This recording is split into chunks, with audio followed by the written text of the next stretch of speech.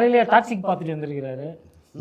படம் எப்படி இருந்துச்சு? தாவே காட்சி பாவமான்களே பரிதாபமான்களேங்க தான் தாவே காட்சி. இல்லை இதில் இன்னொரு ஒரு ரீலை ஒன்று போட்டு விட்டுருங்க. சிவா என்ன பண்றீங்க? பீயை தொட்டு எண்ணெயே அடிச்சுக்கிற சார், அப்பதான் எனக்கு புத்தி வரும். அப்பதான் பார்த்தேன் தமிழ் படம் 2ல சரவணன் என்ன பண்றீங்க, பீயை தொட்டு நான் அடிச்சுட்டு இருக்கேன். என்னன்னா இந்த ஸ்பெயின் பீப்புளோட வந்து அரசியல் பேசுனா, ஸ்பெயின்னா யாரும் தெரியல, தவகன்ஸ் இவங்களோட அரசியல் பேசுனா என்ன பண்றது, எனக்கு நானே தண்டனை கொடுத்துக்கிறேன் அப்படின்னு சொல்லி அந்த சீன் எடுத்து போட்டுருக்காங்க. அது மாதிரி அதை போட்டு விடுங்க. இல்லை இப்போ கேஜிஎஃப் டெம்ப்ளேட்டில் தான் இந்த படமும் எடுத்திருக்காங்க. கேஜிஎஃப் டெம்ப்ளேட்டில் புஷ்பாவே எனக்கு பிடிக்கல தான். நீங்கள்லாம் வந்து ஆஹா ஓஹோன்னு கூட சொன்னீங்க. மேபி அந்த டான்ஸுக்கோசரம் ராஷ்மிகா ஒரு மாதிரி வைல்டு ரொமான்ஸா இருந்துச்சு. இதுல எல்லாரும் வந்து தெலுங்கு படம் பார்ப்பாங்க, தெலுங்கு படம் வெறியா. லக்கி எப்படின்னா வண்டி எடுத்துட்டு ஆந்திராவுக்கே போய் அங்க போய் உட்காந்து தெலுங்கு படம் பாக்குறது. டாக்ஸிக்கு அவங்களுடைய இல்ல டாக்ஸிக்கு அட்டர் ஃபிளாப் ஆகிருக்குல்ல. நமக்கு ஒரே சந்தோஷம் என்னன்னா ப்ரொடியூசர் வந்து நம்ம டெல்லி சிறப்பு பிரதிநிதி, அவர் ஒரு தற்கூரி அப்படிங்கறத. அவருக்கு பழைய படமும் பிளாப்புங்க, ஜனநாயகன். ஆமா அந்த படமும் பிளாப், இந்த படம் பிளாப். ரைட், ஓகே, ஏதோ நல்லது நடந்தா சரிதான். இப்போ இன்னைக்கு வந்து நேற்று மாதிரி ஒரு 6 டாபிக் பார்க்க போகிறோம். ஃபர்ஸ்ட்டு வந்து ஆசிரியர் தகுதி தேர்வு தீர்மானம், ரெண்டாவது போலி என்கவுண்டர், அடுத்து யூட்டர்ன் அடித்த அன்புமொழி அமைச்சர், அப்புறம் தூய்மை பணியாளர்கள் பிரச்சனை, ஜீரோ டிரான்ஸ்பரன்சி, லஞ்சத்தை ஒழிக்கலை வழக்கமாக. அதான் ஜீரோ டிரான்ஸ்பரன்சிலே வந்துருமே அதெல்லாம். அதான் இப்போ ஃபஸ்ட்டு வந்து இந்த ஆசிரியர் தகுதி தேர்வு தீர்மானம் வந்து நேற்று அமைச்சர் ராஜ்மோகன் வந்து கொண்டு வந்திருக்காரு. தகுதி தேர்வு தீர்மானம் என்னென்னா, டெட்டு வந்து இனிமேல் வேண்டாம். டெட்டு ஆனால் வேணாம், நம்ம தீர்மானம் தான் கொண்டு வர முடியும். டெட்டு உறுதி பண்ணிருச்சு உச்சநீதிமன்றம். 2 முறை திமுக 2 தடவை திமுக ஆட்சியிலேயே சீராய்வு மனு போட்டோம். அதை உறுதி பண்ணோன்னா சரி ஸ்பெஷல் டெட் எக்ஸாம்னு ஒன்று கொண்டு வந்து அதில் வந்து மார்க் பர்சன்டேஜ் வந்து பிசி எம்பிசி தலித்துகளுக்கு வந்து திமுக தலைவர் பர்சன்டேஜை குறைச்சார். எப்படி குறைச்சார்னா, ஆதி திராவிடர் மற்றும் பழங்குடி பிரிவினருக்கு வந்து 55% இருந்ததை 40%, பிசி எம்பிசியை வந்து 55% 50% குறைச்சார். இது சம்பந்தமான வழக்கு வந்து முந்தா நாள், நேற்று ஏன் இந்த தீர்மானம் வந்தது அப்படின்றதுக்கு காரணம், முந்தா நாள் உயர்நீதிமன்றத்தில் டெட்ல வந்து மார்க்கெல்லாம் குறைச்சா தகுதி போயிடும் அப்படின்ட்டு தாவேக அரசு வந்து வாதாடி இருக்கு. இந்த தகுதி அப்படின்ற வார்த்தையை இதற்கு முன்னாடி யாரெல்லாம் பேசியிருக்காங்கன்னு நம்மளுக்கு தெரியும். இல்லை, நீட்டாவது பசங்க தான் எழுதணும், டெட்டு வந்து டீச்சர்ஸே எழுதணும். அதோட கொடூரம் வந்து இதை விட கொடூரம். டெட்டு பாஸ் பண்ணலன்னா ப்ரமோஷன் கிடைக்காது, சில பேருக்கு வேலை இழப்பு அபாயம். புதிய கல்விக் கொள்கையில வந்து ஒவ்வொரு 3 ஆண்டுக்கு ஒரு முறை டெட் எழுதணுங்கிற சரத்து இருக்கு.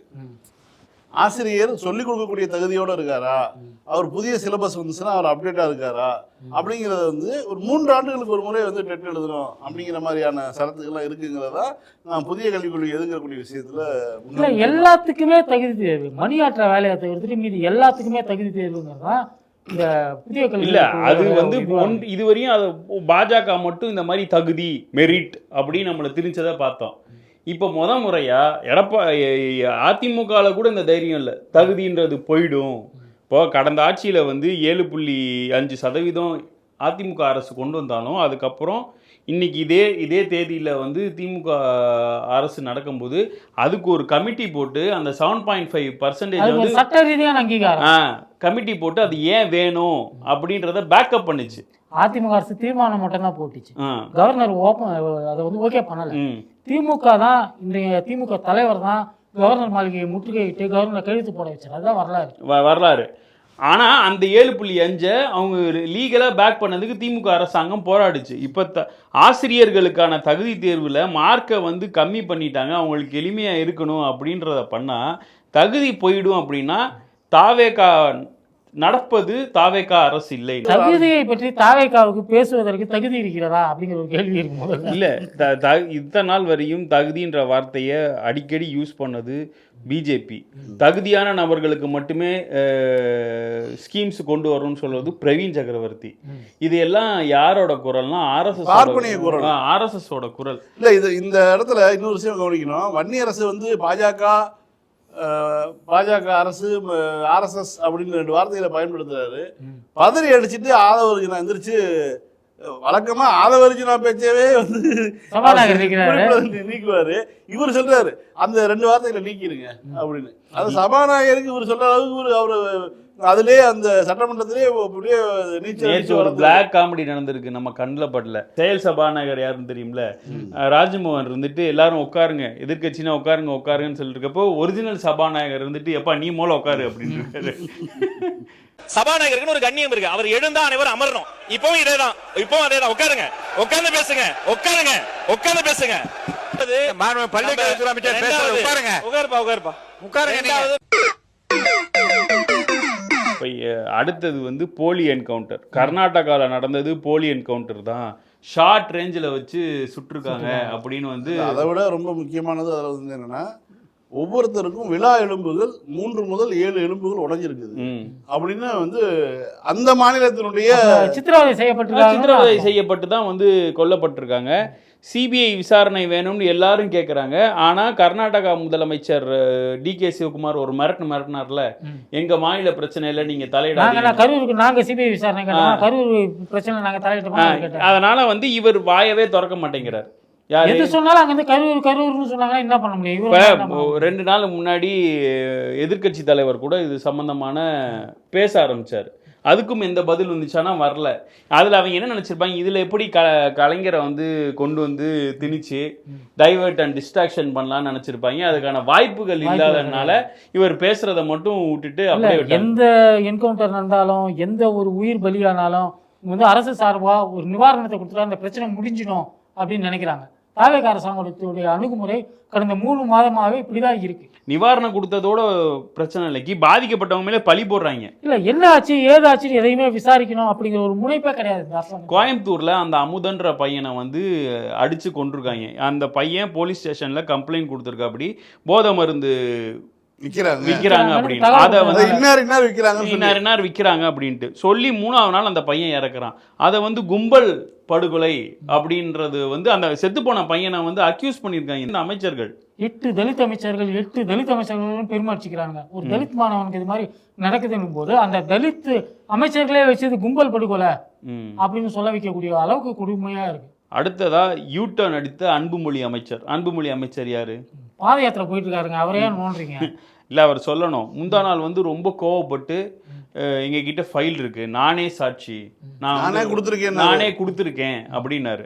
டி நகர்ல எந்த இடத்துல குளோபல் அப்படின்னு ஒரு இடத்துல எவ்வளோ அமௌண்ட் கொடுத்தோம் எல்லாம் நானே சொல்ல முடியும், எல்லாரும் சொல்ல முடியும்.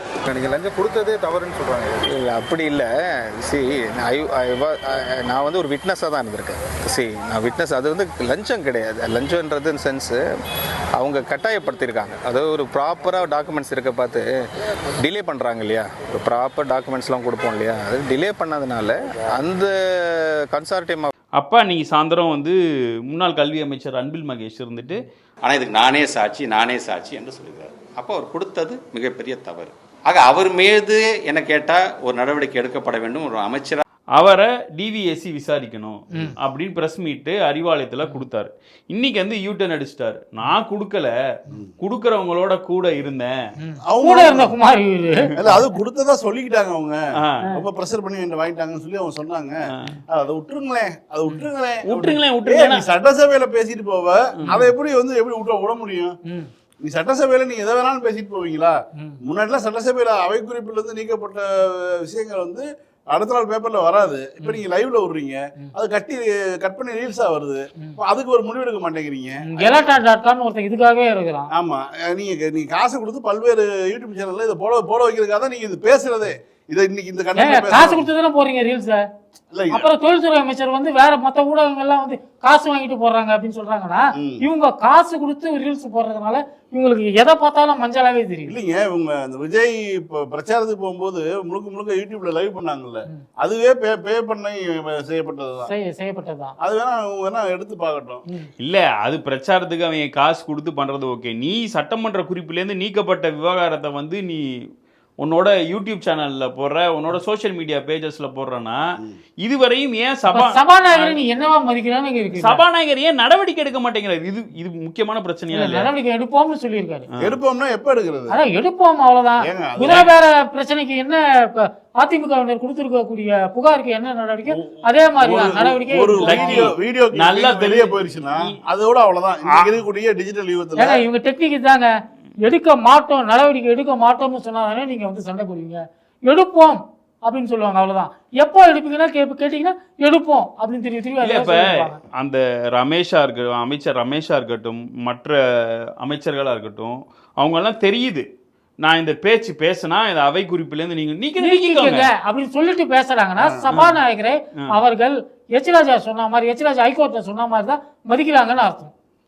இப்ப நீ வந்து எல்லாமே இப்படிதான் நடக்குது. இப்போ போன வாரம் வந்து என்கிட்ட 3 ஃபைல் டேபிள்ல இருக்குன்னு சொன்னது, நானே லஞ்சம் கொடுத்தேன், கீழே கூட பார்த்தாச்சு, உண்மையை காணும், நானே லஞ்சம் கொடுத்தேன்னு சொன்னது, இப்ப நான் கொடுத்தவங்களோட இருந்தேன், கொடுத்தவங்க சொன்னாங்க ஃபைலை நான் வச்சிருக்கிறேன், ஓபன் பண்ண வச்சிடாதீங்க அப்படின்னு சொல்றாருன்னா இது வந்து பிளாக்மெயில்.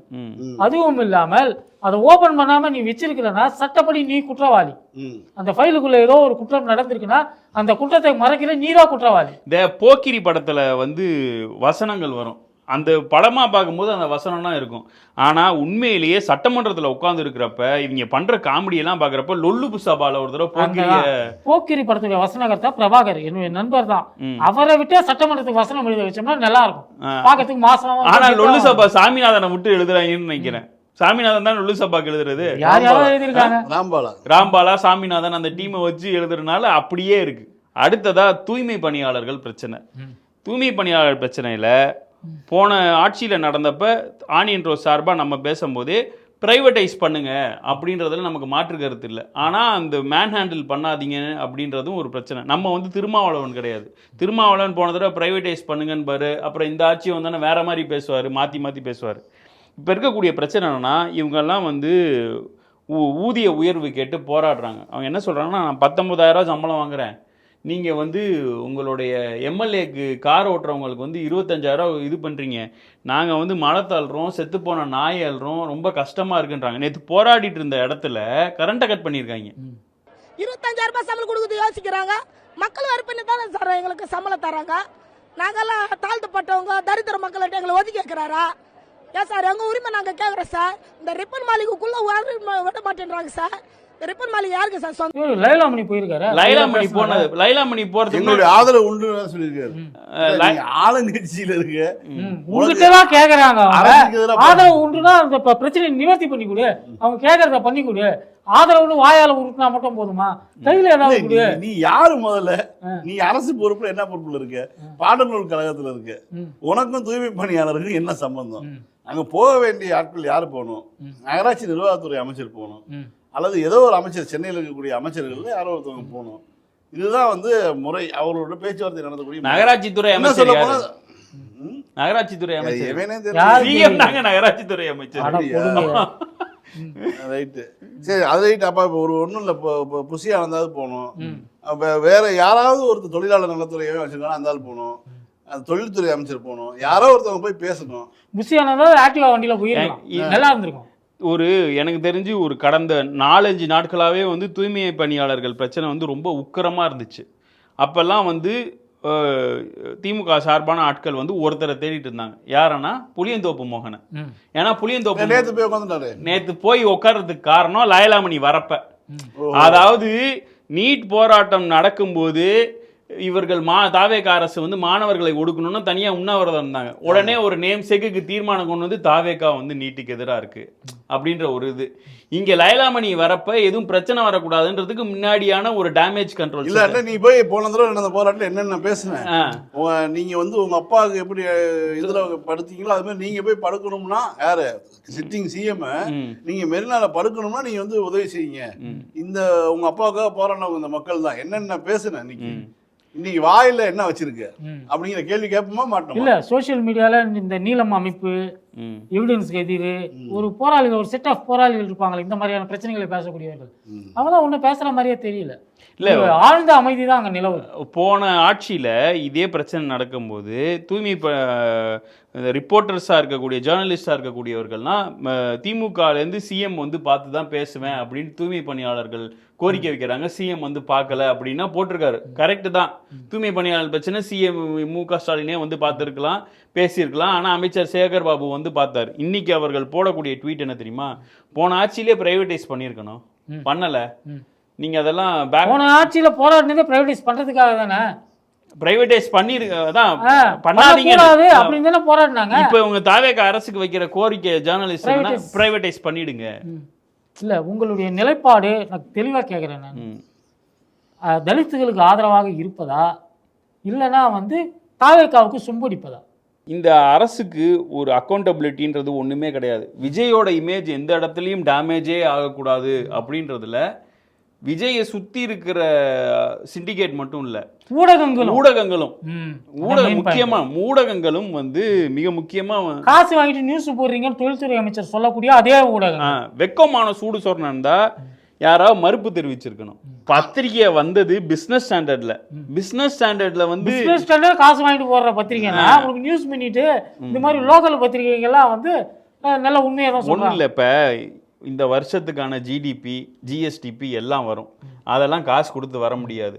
இன்னொன்று இவங்க என்ன நினைக்கிறாங்க, எங்களுக்கு ஓட்டு போட்ட எவனுக்கும் அதெல்லாம் புரியாது, அதெல்லாம் பார்த்து நேஷனல் கிரைம் ரெக்கார்டு வரும், ஜிஆர்இ அதெல்லாம் வந்து காசு வாங்கிட்டு போடுறாங்க, கிராஸ் என்ரோல்மெண்ட் ரேஷியோ வரும். உங்களுக்கு வாக்களித்தவர்கள்ல இதெல்லாம் தெரிஞ்சும் நீங்களும் இதெல்லாம் செய்வீங்கன்னு போட்டு வாக்களிச்சவங்க இருக்காங்க. ஏங்க 13,000 ரூபா வாடகை கொடுக்குறாருங்க ஒருத்தர், அவருக்கு வந்துருக்கிற கரண்ட் பில்லு 13,800 ரூபா. இன்னைக்கு வந்து அவர் சோசியல் மீடியாவில் பதிவு போட்டிருக்கிறாரு, நான் என் பில்லை எங்க வேணும். அவர் ஒரு பிரபல கவிஞரும் கூட அவர் சொல்றாரு, நான் எங்க வேணும்னாலும் இதை எடுத்துன்னு வந்து காமிக்கிறேன் அப்படின்றாரு. 13,000 ரூபா வாடகை வீட்டில் இருக்கக்கூடியவருக்கு 13,800 ரூபாய்க்கு அவர் வந்து கரண்ட்டை வந்து அனுபவிப்பாரா? தமிழ்நாடு முழுக்க கரண்ட் பிரச்சனை அதிகமா இருக்கு. இது மாதிரி சொல்லக்கூடியவர்கள்லாம் பிசினஸ் ஸ்டாண்டர்ட் மாதிரி காசை வாங்கிட்டு சொல்றாங்க அப்படின்னு சொல்லுவீங்களா? அடுத்ததா வந்து ஜீரோ டிரான்ஸ்பரன்சி, அதான் ஒண்ணுமே இல்லை, அப்படியே அம்மனமா நிக்குதுன்னு சொல்ல வரீங்க. இது வண்ணத்திரை விமர்சனம் நீங்க சொல்றீங்க, அதாவது வெளிப்படை தன்மையே இல்ல. அதான் நானும் கொஞ்சம் டீசெண்டா சொன்னேன், புரியுற மாதிரி சொன்னேன். நீங்க கையெல்லாம் காமிச்சனால வேற மாதிரியே இருக்கு.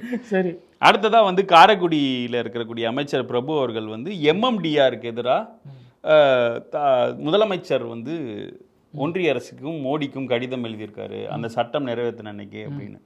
17/8/2026 அன்றே இந்த மசோதா வந்த அன்றே உடனடியாக சம்பந்தப்பட்ட துறையுடன் கூடி பேசி மாண்புமிகு முதலமைச்சர் அவர்கள் மாண்புமிகு பாரத பிரதமர் அவர்களுக்கு டீட்டெயிலான ஒரு லெட்டர் ஆல்ரெடி எழுதிட்டாங்க.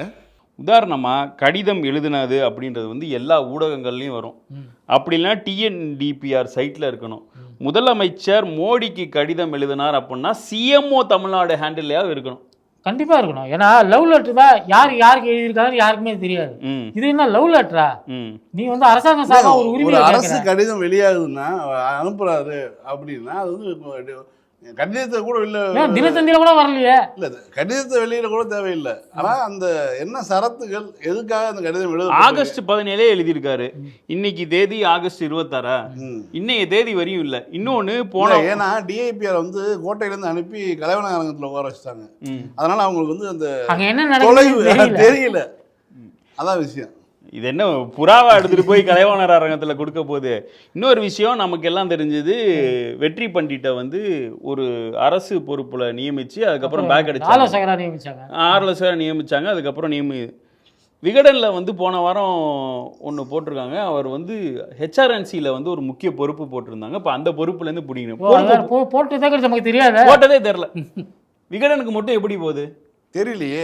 ஆனா விகடன் வந்து ஒரு அதாவது தாவேக அரசுல வந்து பல்வேறு கோஷ்டிகள் இருக்கு, கட்சியிலையும் சரி அரசுலையும் சரி பல்வேறு கோஷ்டி இருக்கு. அந்த கோஷ்டியில ஒரு கோஷ்டி தான் வந்து விகடன் கோஷ்டி. எந்த கோஷ்டி? லாட்டரி கோஷ்டி. அதான் அவ்வளோதான் சொல்லுங்க, பரவாயில்ல. அதுதான் சொல்ல வரேன். ஆதவுக்கு எதிரான தலைகள் பற்றி எல்லாம் தொடர்ந்து செய்திகளை வந்து விகடன் வெளியிட்டு கொண்டே இருக்கும். அதான் வந்து ஜூனியர் விகடனுக்கு அழைக்கப்பட்டிருக்கக்கூடிய டாஸ்க். ஆதவனுடைய மவுத் பீஸ் அது. ஜூனியர் விகடன்ங்கிறது ஆதவ அர்ஜுனாவுடைய மவுத் பீஸ். விஜய்க்கு எதிராக வருது, அதான் எல்லாருக்கும் எதிராக வந்துட்டு இருக்கு, எல்லாத்துக்கும் எதிராக வரும். அச்சமூட்டும் பயமுறுத்தும். எதுக்கான வேலை என்னன்னா கூட இருக்கக்கூடிய ஆட்களை போட்டு கொடுக்கறது. ஆகவே முதல்வராக்குவது அதோட நோக்கமா இருக்கு. அதுதான் நோக்கம். முதல் போட்ட முதலமைச்சர் தான் முதல்வராக இருக்கணும். அதுதான் அதோட நோக்கம். அடுத்து இந்த டிரான்ஸ்பரன்சின்னு சொல்றாங்க. எல்லாமே டிரான்ஸ்பரன்சியாக தான் இருக்குது. பார்த்தீங்கன்னா அந்த ஆளுகாசு நிறுவனத்துடைய சிஇஓ வந்து முதலமைச்சரை பார்க்குறாரு. அதுக்கப்புறம் பார்த்தீங்கன்னா 1 பைசா டெண்டர் கோட் பண்ணி அவங்களுக்கு வழங்கப்படுது. ஆரோக்கியா பாலோடைய எம்டி போய் பார்க்குறாரு. பார்த்ததுக்கு மறுநாள் பார்த்தீங்கன்னா ஆரோக்கியா பால் விலை உயருது. அதே நேரத்தில் ஆவின் அங்கங்கே கிடைக்கல, எங்களுக்கு வந்து அந்த தட்டுப்பாடு வயலட்டு கிடைக்கல, இந்த க்ரீன் கிடைக்கல, இது கிடைக்கல, அது கிடைக்கலன்னு சொல்கிறாங்க. தட்டுப்பாடு ஏற்படுது. ஒவ்வொரு விஷயமும் இது மாதிரி தான் நடக்குது. யாரோ போய் பார்க்குறாங்க, மறுநாள் அது சம்மந்தமாக ஏதோ ஒரு விஷயம் நடக்குது. வெளிப்படையாகவே இது எல்லாமே நடக்குது. அடுத்ததா லஞ்சம். லஞ்சத்தை வந்து இப்போ ஒன்றும் இல்லை, இப்போ நம்ம வந்து ஒரு குட்டி பபுளுக்குள்ளே இருக்கோம். உண்மையை ஒத்துக்கணும், நம்ம வந்து ஒரு குட்டி பபுளில் இருக்கோம். வெளியில் போய் இந்த 100 நாள் அரசாங்கத்தில் போய் கேட்டிங்கன்னா அவங்க இந்த கரண்ட்டு பில் பிரச்சனை இருக்குன்றதை ஒத்துக்கிறாங்க, வீட்டு வரியை உயர்த்திட்டாங்க அப்படின்றத ஒத்துக்கிட்டாங்க. ஆனால் அந்த மக்கள் எல்லாரும் நம்பக்கூடியது விஜய் ஆட்சியில் வந்து லஞ்சம் ஊழல் ஒழிஞ்சிருச்சு. நீ எங்கேயாவது போனியா, கடைசியாக லைசன்ஸ் எடுக்க போனியா, நீ ஏதாவது ஒரு விஷயம் கவர்மெண்ட்டில் வேறு ஏதாவது பட்டா மாற்றத்துக்கு போனியா, ஏதாவது கேட்கணும் அவங்கள. இது மாதிரி எங்கேயாவது யாராவது அரசு அலுவலகங்களுக்கு போயிட்டு அங்கே லஞ்சம் வாங்கலை, ஊழல் நடக்கலை, ஊழல் நடக்கிறத பற்றி யார் சொல்லணும்? தொழிலதிபர்கள் சொல்லணும். ஏதாவது வேலை இங்கே நடந்திருந்தா தானே அவங்க வந்து சொல்ல முடியும். விஜயோட ஃபோட்டோ இருக்குல்ல, விஜய் சிஎம் அஃபீஷியல் ஃபோட்டோ இருக்குல்ல, அந்த ஃபோட்டோ வாங்குறதுல ஊழல் நடந்திருக்கு. அந்த ஃபோட்டோ நினைச்சாவே அந்த ஃபோட்டோவே ஒரு பெரிய இவங்க ஊரில் தான் நடந்திருக்கு. திண்டுக்கல் மாவட்டத்தில் வந்து 2000க்கும் மேற்பட்ட கூட்டுறவுத்துறைக்கு வந்து அலுவலகங்களுக்கு வந்து அந்த ஃபோட்டோ வாங்கி விற்றதில் ஊழல். அப்புறம் அதே நீங்கள் என்னத்தங்க ஊழல், டெய்லி வேலைச்சேரி பக்கமாக வராங்க, ஆகாயத்தாமே ஆகட்டும்னு சொல்லிட்டு 10 நாளாக ஒரு ஜேசிபியை வச்சு அதை நோண்டிட்டு இருக்காங்க. ஃபுல்லாக பச்சையாகவே கிடக்கு. அதில் என்ன ஊழல் பண்ண முடியும்னு தெரியல, ஏதோ பண்ணுறானுங்க. ஆனால் அது மட்டும் கன்ஃபார்ம். அவருக்கு இவ்வளோன்னு போட்டு வண்டி ஓடிச்சு கணக்கு எழுதிட்டு போகிறது தான், வேற என்ன. மீண்டும் அடுத்த பூமியில் சந்திப்போம். நன்றி, வணக்கம். லைக் பண்ணுங்கள், ஷேர் பண்ணுங்கள், சப்ஸ்கிரைப் பண்ணுங்கள், கமெண்ட் பண்ணுங்கள். பாய்.